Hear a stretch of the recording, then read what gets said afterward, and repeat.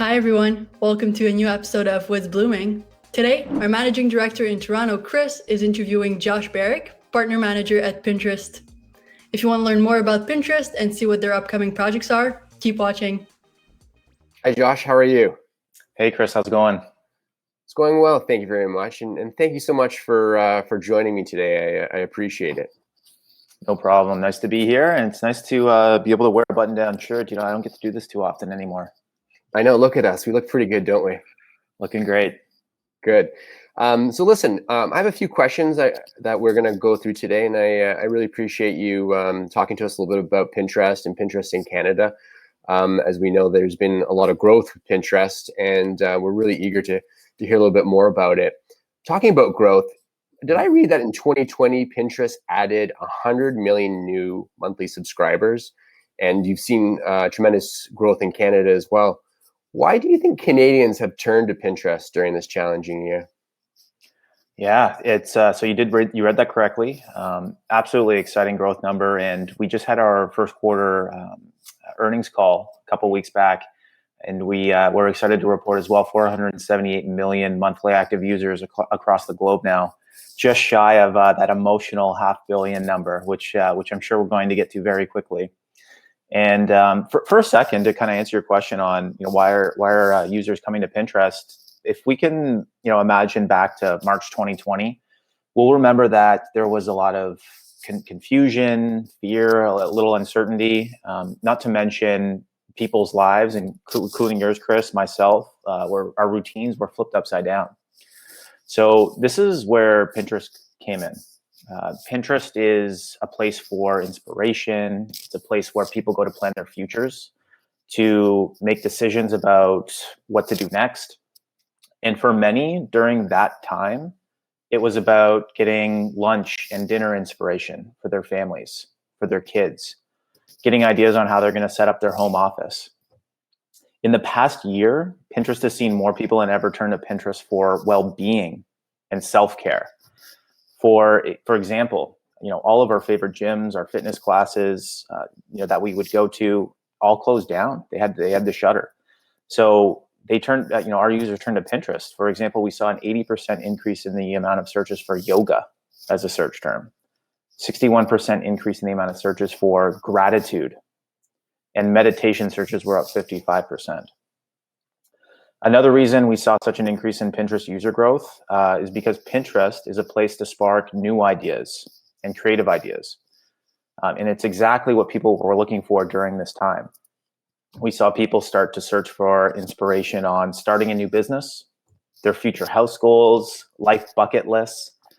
And so people were and are turning to Pinterest to find inspiration to help plan and build a life in all the areas of their lives. Yeah, and you touched on it, and we see it. I mean, in the news, you see it when you walk into the lobby of your condo or outside people's homes, all of the packages piling up. And it seems that people have also gone to Pinterest for shopping as a destination. Can you tell us more, a little bit about the shopping experience on Pinterest? Yeah, I can certainly resonate with that, especially with a lot of non-essential purchases not available in physical stores anymore. Shopping on Pinterest, though, people have always come to Pinterest for shopping inspiration, whether it's home, style, their beauty decisions, even groceries. And what's taking place today is at Pinterest is an evolution of that behavior. We've made investments into our shopping strategy and our shopping products. And there's a couple keywords that I'm going to stress as I kind of go through this. The first is shopping, and the second is going to be buying. Because today, and over the last decade, let's think about the last decade for a second. There's been so much innovation in e-commerce, and the internet has essentially solved and done an amazing job solving for convenience.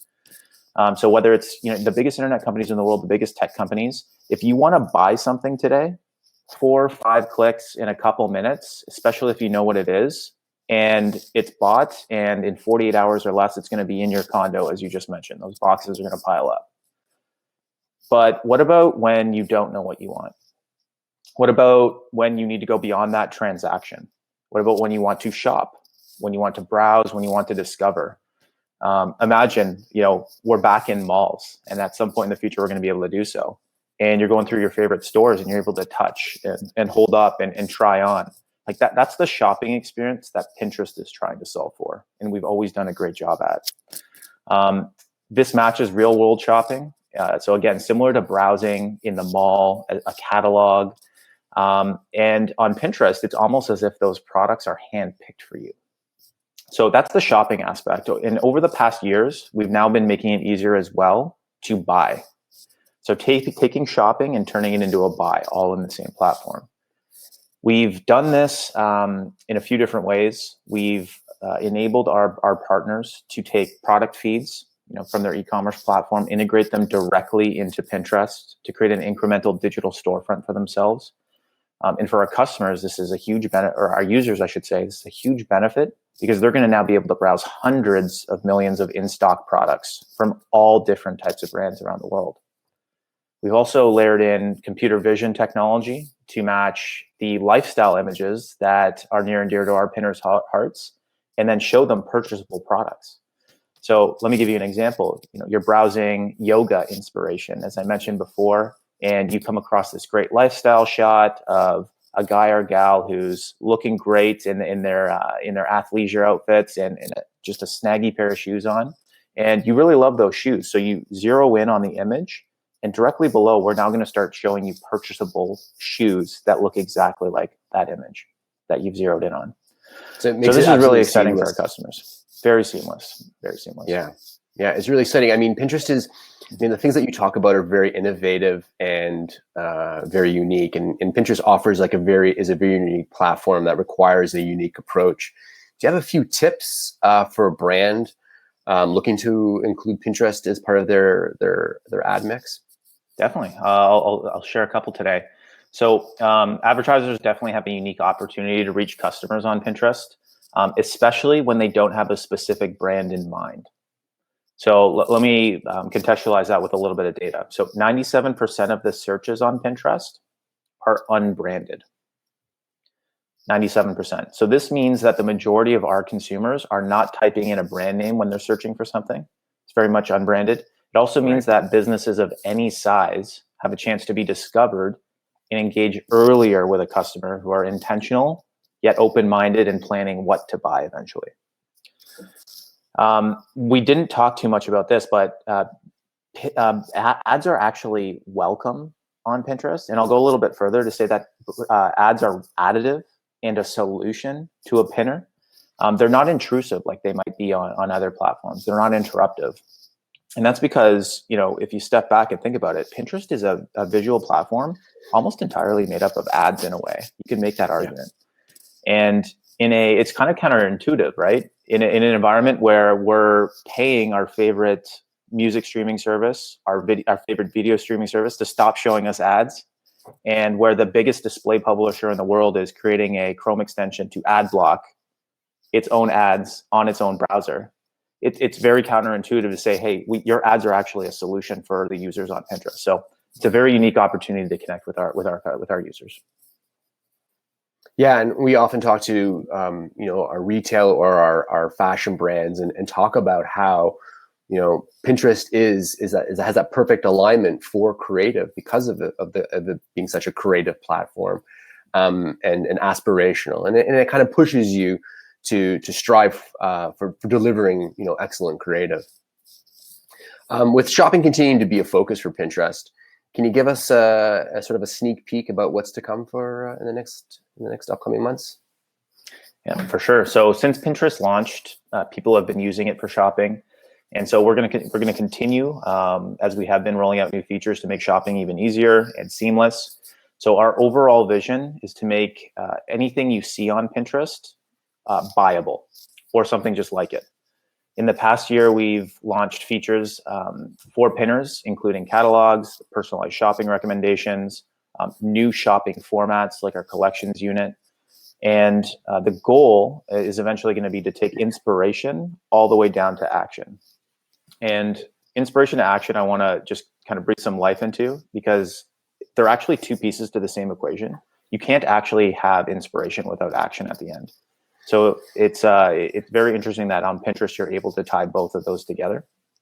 Upcoming beyond that, we have some exciting new products to roll out that are new and newsworthy. So we've rolled out our multi-feed product solution.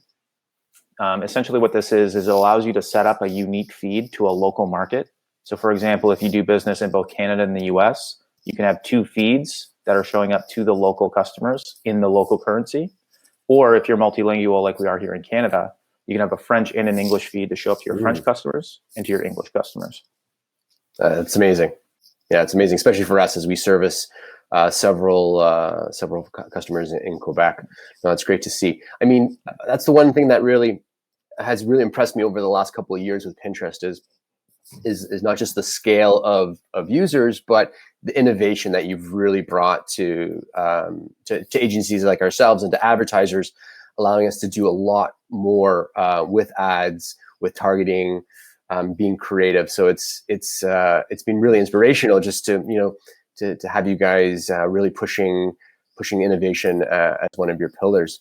The other piece that I've noticed that's been incredibly impressive is your investment in the Canadian market. I know over the last couple of years, you've really started to build a team in Canada, hiring more people to help serve advertisers and agencies. Can you talk a little bit about that? Yeah, for sure. So it can be challenging to keep up our people growth with our user growth. But in Canada, we launched the Canadian division 2.5 years ago, October 2019. I was part of the landing team for the growth segment here in Canada about 1.5 years ago. And we're on pace to have over 50 new hires in the Canadian office this year across sales, engineering, insights, and marketing. And that is a significant benefit to the biggest, best brands and agencies in Canada, because you're going to have boots on the ground and representatives that understand the local market, the local cultures, and how to grow and scale your business in this country.